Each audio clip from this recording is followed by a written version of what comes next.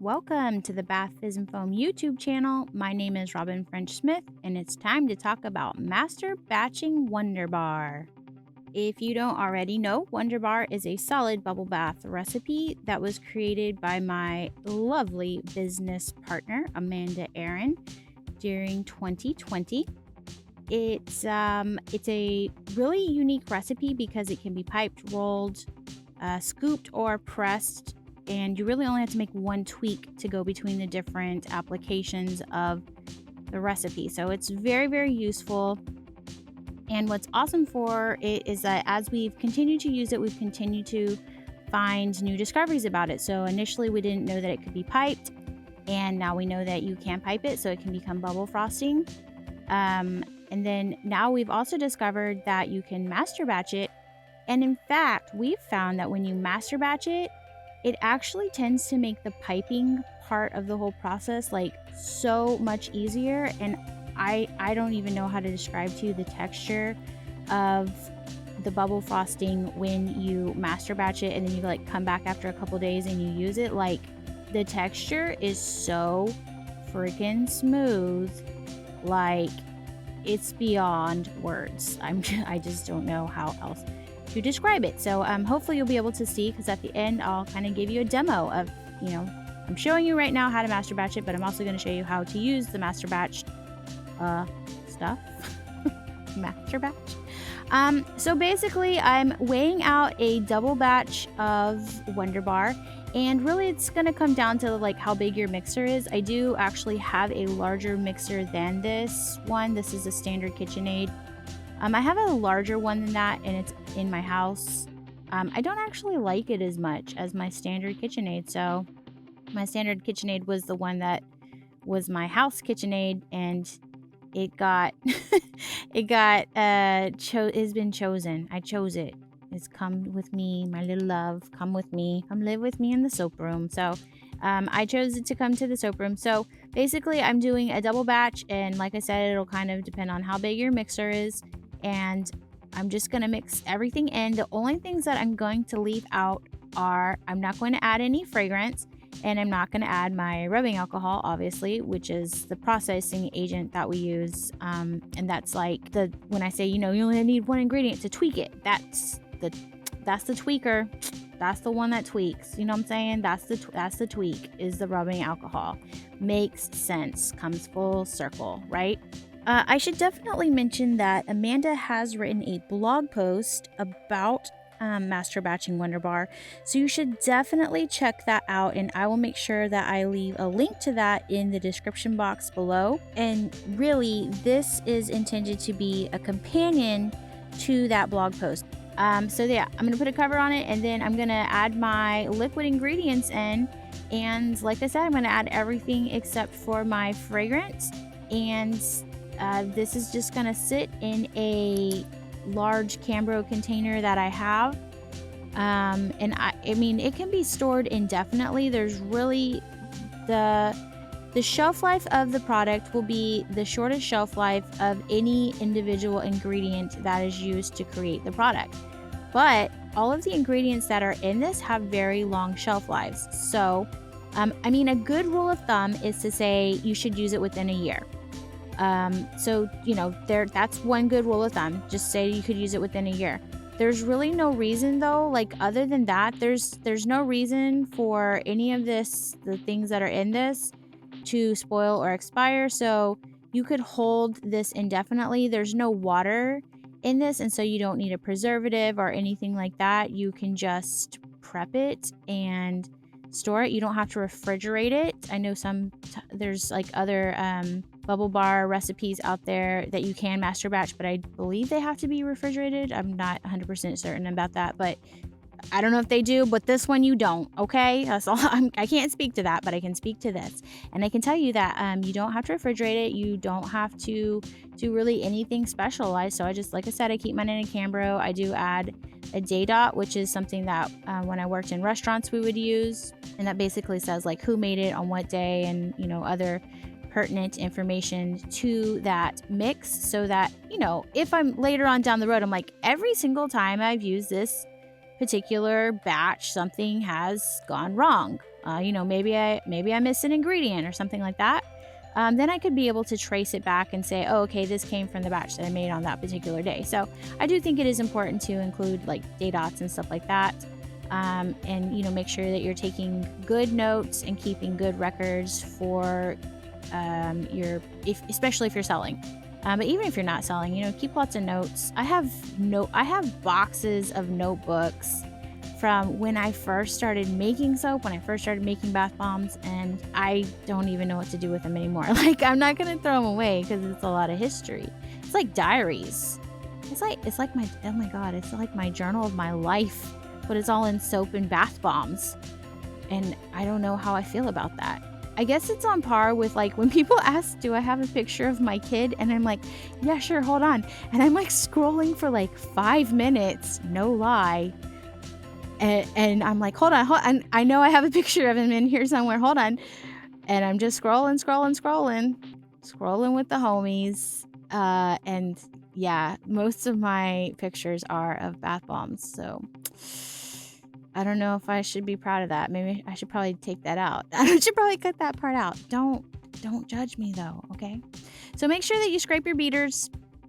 The good thing about this is, like when I've master batched the high humidity recipe, one of the things is that I transfer it at least once and then give it another stir. You don't really have to do that with WonderBar because as you could see, there was really nothing sticking on the side. It will be crumbly like that. It's fine. And honestly, I mean, I sift it, but I don't even know if you need to sift it as much, all things considered, because it's getting mixed twice. Like, you know for sure it's getting mixed twice, but I still do. I'm just trying to give you an out if you don't want to sift it, you know? So I've sped it up because who wants to watch me who wants to watch me make that again? Probably not anybody. But so I sped it up, but I typically do in those big Cambros containers, I typically put 4 batches. So it's a quad batch that I master batch into that Cambro. And that can last me anywhere from a week to a month. It just kind of depends on what I'm doing. The other thing is that if, for example, I had gotten, like, so at the end of this video, I pipe some of this batch to show you what it would be like to pipe with it or to use it, you know, use it when it's master batch. And I actually have leftover piping left. I can either keep that in my bag, like keep it in the piping bag for kind of an extended amount of time as long as I seal it up. And it will retain a lot of its moisture. Obviously, it's not going to retain all of it, but it'll retain a lot of it, and I won't have to add as much next time I go to make frosting with it. Or I could let it fully dry out and turn it into, you know, another bubble bar product at some point. So you really do have a lot of options with this. Oh, hey, I meant to mention this. So make sure, I'm putting the lid on this right away just because I'm showing you guys how to do it, but make sure that if you are putting the lid on it right away that you actually leave a little bit of a gap for air and gases to escape. We discovered the hard way. Don't want to hear this. We discovered the hard way that WonderBar does release a small amount of gases, probably like CO2 or oxygen, as like it's evaporating.